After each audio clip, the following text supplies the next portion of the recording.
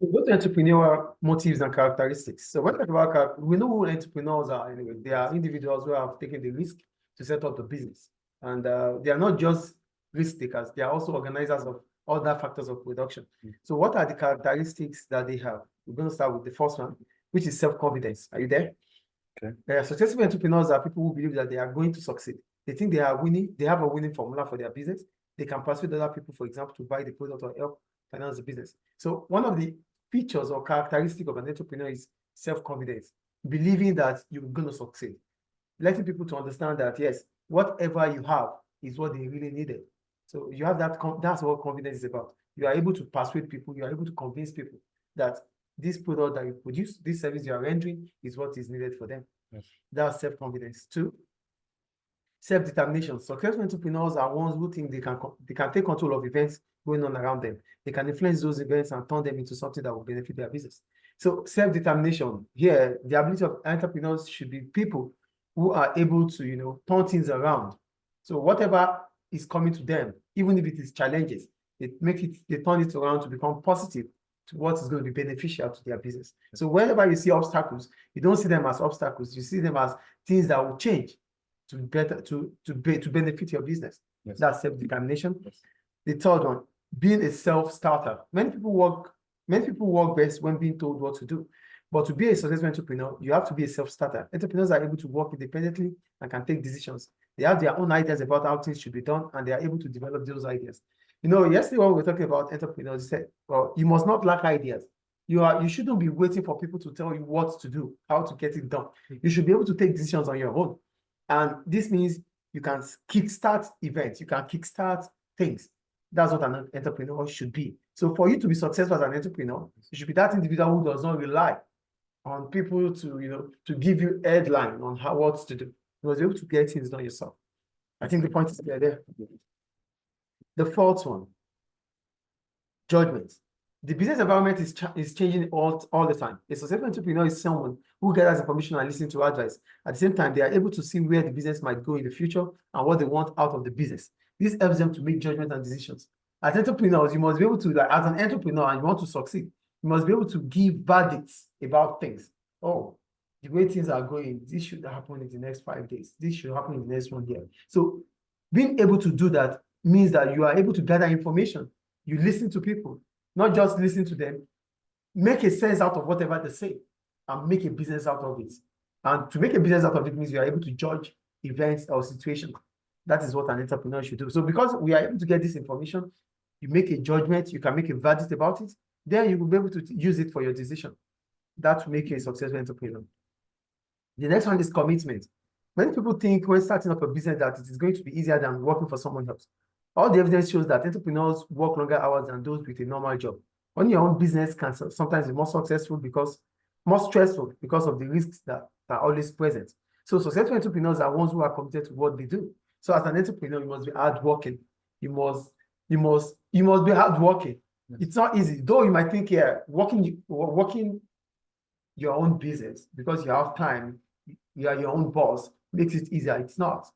To really make it work, to really make it succeed, you need to be hard at work. That means you have to carry on with those activities, then others will follow. You won't leave your job, you won't leave your office for others to run it for you. So that means every now and then you must be present. And you must be punctual too. That is commitment. I think it's clear. Yes. Perseverance. All businesses have success. All businesses have successes and failures. There's always an element of risk and their business could perform poorly or even fail. Therefore, successful entrepreneurs have to show perseverance. They have to be able to get through the bad times and setbacks. I told you in the last class that there's a stage in entrepreneurship that is storming, the storm period.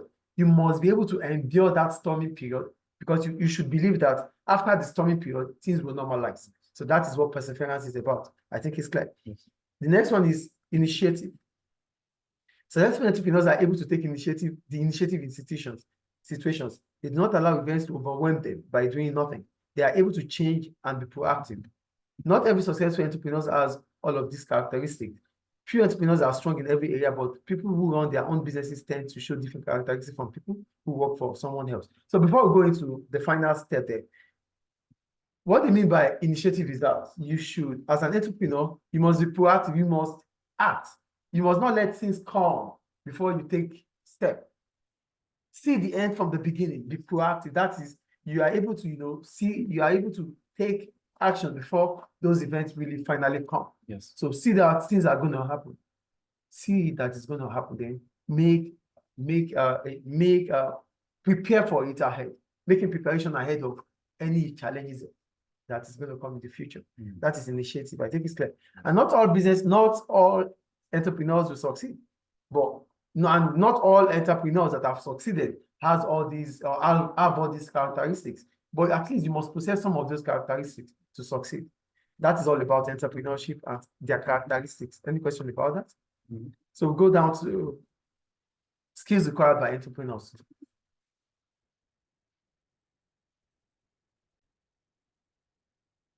Skills required by entrepreneurs. Not only do entrepreneurs need to possess a number of important characteristics to be successful, they also need to use a wide range of different skills.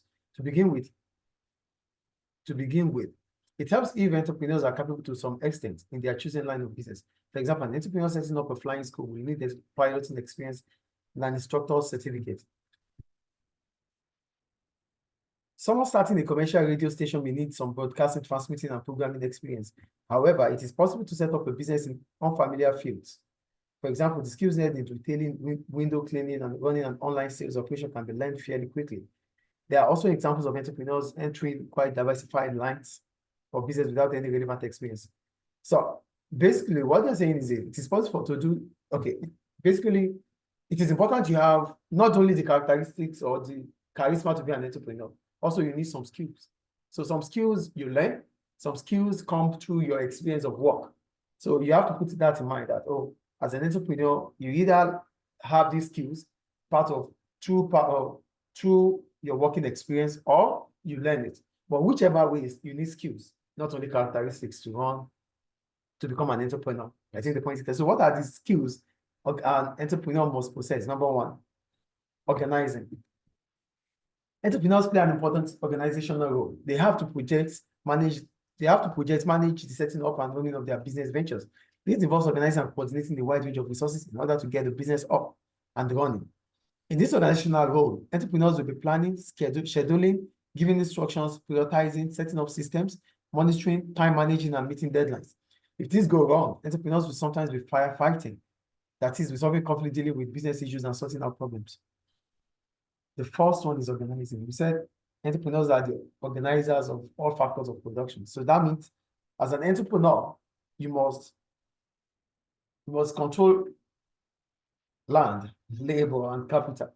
So doing this means that you need to plan, you need to schedule, you need to act as a leader, you need to solve problems. So all these things are part of your organizational role. So as an entrepreneur, you must have the skills to coordinate things. If not, it becomes difficult. So if you don't have that skills based on experience, you had better go learn it. Two, financial management. This is very important skill. This is a very important skill, and if it is neglected, it can lead to the failure of the business. The main aim of financial management is to make sure that the business has enough money whenever it is needed.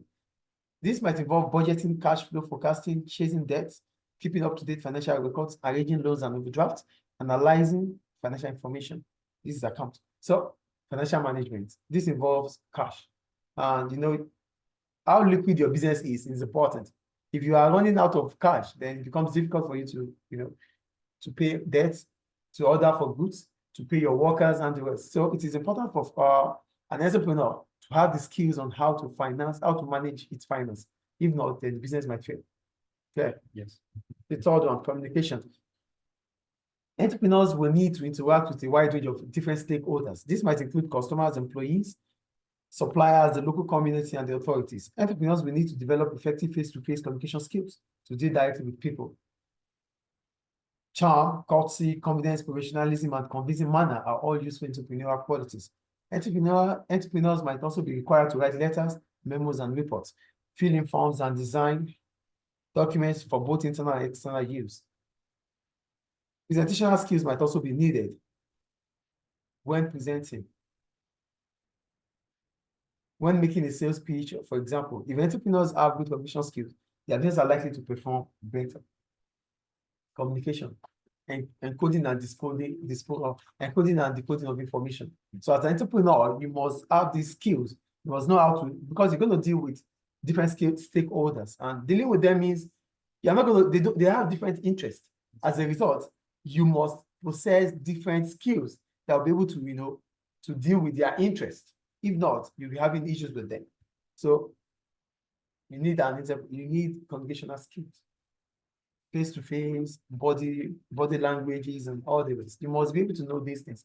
If you don't have them, then it's become difficult for you to convince them, because they want to listen to you. Every now and then you have to talk to them, you have to negotiate. How do you do this without communication skills? It becomes difficult. Then your business might go down. They can't even trust you when your words are not structured or in line. Like, no, it's not confident. Your confidence, which is part of your characteristic, will come with your communication skills. Clear? Yes. Managing people.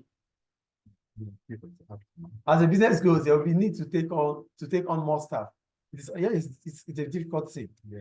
It is often said that managing people is one of the most difficult tasks when running a business. Individuals are all different and may require different approaches to motivation. Entrepreneurs need to recruit the right people in the first place and then show clear leadership and direction. People should be easier to manage if their needs are met and if they are treated with respect and valued.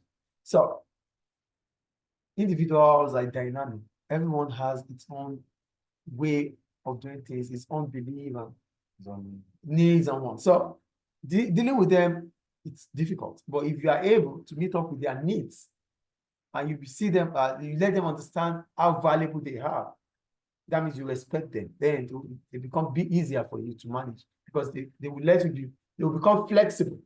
Not that they are easy to manage, but they bring up that flexibility because you respected them, you value them.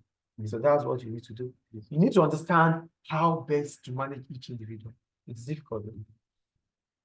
The next skill you need to have is decision making. Running a business will require a lot of decision making. The level of decisions, however, will differ. Most decisions are above low-level day-to-day issues, such as what material or stock or to order, which tools to use, and where to advertise for a new employee. In contrast, a small number of decisions are strategic. These are important and can have long-term effects on the business. An example might be whether to move premises to a new location. Entrepreneurs will also have to solve problems when they occur. Decision-making and problem-solving require entrepreneurs to process, analyze, and evaluate information. Information will come to you. How best can you analyze them? How best, before you can even analyze, as soon as this information comes to you, you need to process them. So sometimes when people talk, you have to sit down and listen.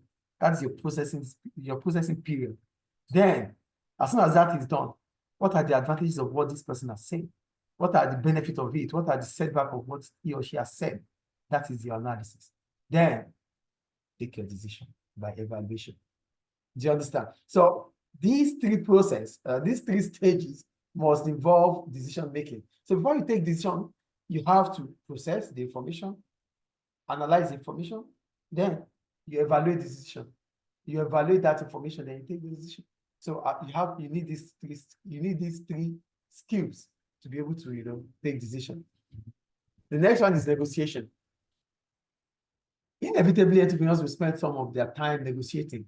This often means agreeing the terms of a contract, such as agreeing a price for undertaking some work or completing an order for a customer. However, negotiation might also be needed when dealing with suppliers and employees. Entrepreneurs need to be able to get their points across in a calm and confident manner, develop arguments with reasoning, know when to compromise and try to arrive at a settlement that is agreeable to both parties. Negotiation. You have to deal with customers, you have to deal with employees, you have to do that with calmness and you have to do that with calmness and confidence, so that they understand that yes, whatever you are telling them, they can trust it.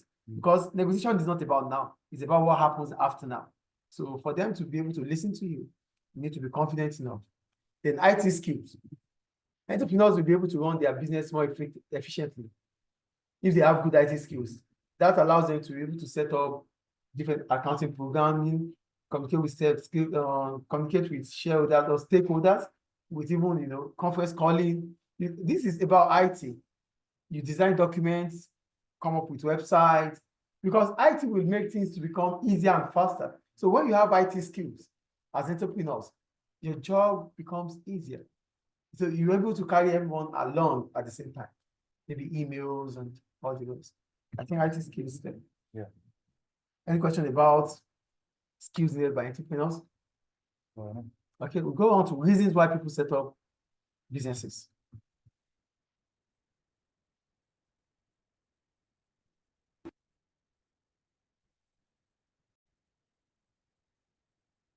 Reasons why people set up businesses. People set up businesses for a wide range of reasons. So the first reason, there are financial motives and non-financial reasons for setting up a business. So we start with financial reasons.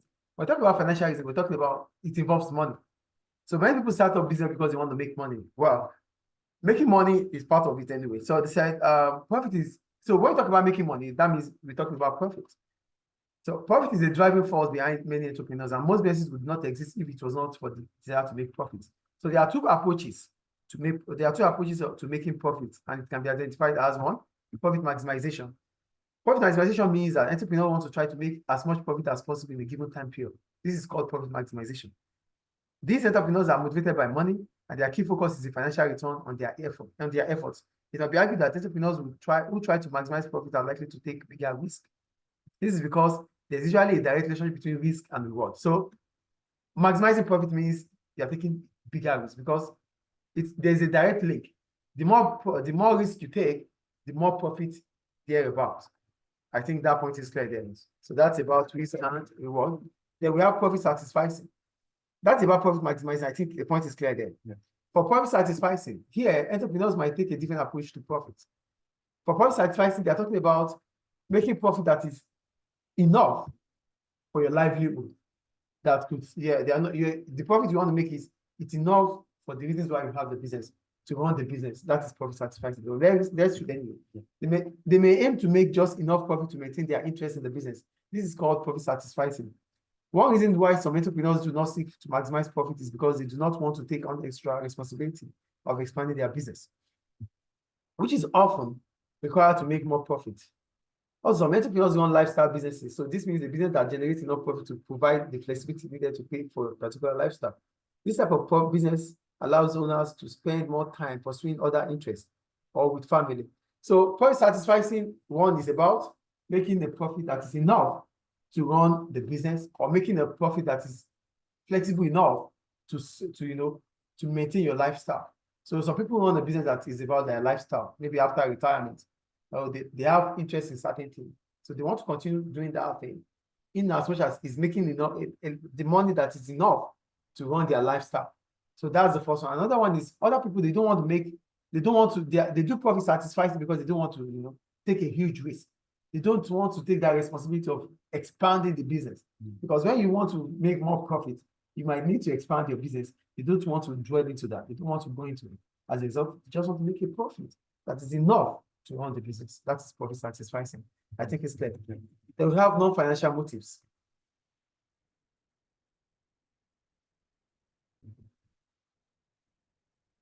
Non-financial motives. For some people, other motives for setting up a business might be as important as or more important than making money. They obviously need to make enough profit in order for the business to continue operations, but the main driving force is non-financial. So what they're saying is this: for non-financial motives, they want to make profit. Everybody wants to make profit anyway, because without making profit, you won't be able to run the business continuously. But what drives them? They have other drives. They have other motives aside money. That is the point they're making. One, ethical stance. A minority of people set up a business in support of the moral belief they possess. For example, a vegetarian who believes that it is wrong to kill animals for meat may open up a vegetarian restaurant by encouraging more people to use the restaurant. So one of the reasons why people start up, one of the non-financial reasons people set up a business is ethical stance, because of what they believe that is morally right. So they can't continue to preach it. They have to practice it. So what they are preaching is what they practice. Do you get what I'm saying here? They are preaching what they are practicing. They make an example of a vegetarian here. Yes. So they go against killing animals. So they open restaurants, vegetarian restaurants. So they go against it by preaching it, right? So their moral stance is going against killing animals. As a result, they come up with opening restaurants for vegetarians. So that means they preach what they practice. That is ethical stance. Yeah. Is it clear now? The second one, social enterprise. These are organizations that trade with the aim of improving human and environmental well-being. They are sometimes referred to as not-for-profit organizations. Generally, social enterprises have a clear social and environmental mission and generate most of their income through trade or donations. So for social enterprise, their main objective is to improve the human life and the environment. So they are not for profit making. So some people are setting up business. If they make money, yeah, they need money to run the business anyway, but they get this money through maybe donation. So most of the time they get it through donation. You get charity. Yeah, charities. Yeah. So their aim is to just make the environment a better place. I think it's clear. The next one is independence. A lot of people want to be their own boss. This is an important non-financial motive for setting up a business. These entrepreneurs are driven by the desire to be independent. The freedom to make all the decisions when running a business is very appealing.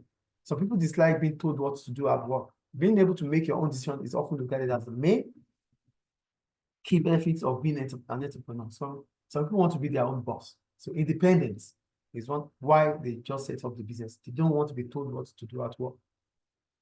Yeah, you want to be your own boss. Yeah. Home working. Quite a number of entrepreneurs set up their business from home. They may be tradespeople such as plumbers, painters, or electricians that use their home as a base for their business. Or increasingly, they may work from a room or an office at home. So some people, because they want to work from home, or based on the fact that what they do can be done at a house, which they can create an office space. So there's no need working for people. Accountants don't need to work with people. You can only consult them. Plumbers don't need to have and work with other people.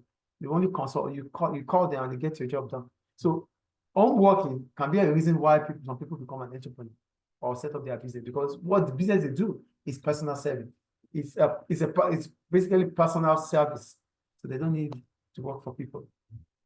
Is it clear? Okay, yeah. Any question about that? Does that end the chapter? Okay. So that's the end of entrepreneurial motives and characteristics. Okay.